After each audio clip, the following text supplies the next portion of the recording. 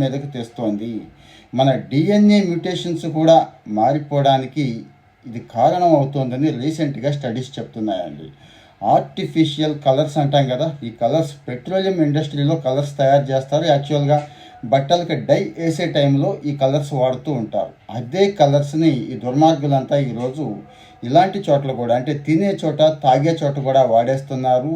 ఈ mango షేక్స్లోను mango జ్యూస్లోను ఈ die colour అయితే ఎక్కువగా వాడుతున్నారు అని చెప్పి రీసెంట్గా ఇన్స్పెక్షన్స్లో తేలిందండి. ఈ కెమికల్ సబ్స్టెన్స్ని టాటర్జైన్ అంటారు. E102 ఎల్లో లేక్ అని కూడా అంటారండి. దీన్ని చాలా చాలా దారుణంగా వాడేస్తున్నారు. ఇక్కడ జనరల్గా తక్కువ మోతాదు అయితే మనకి స్కిన్ ఇన్ఫెక్షన్స్, అంటే పెదాలు వాయటం, గొంతు వాపు, థ్రోట్ ఇన్ఫెక్షన్ ఇలాంటివి వస్తాయి.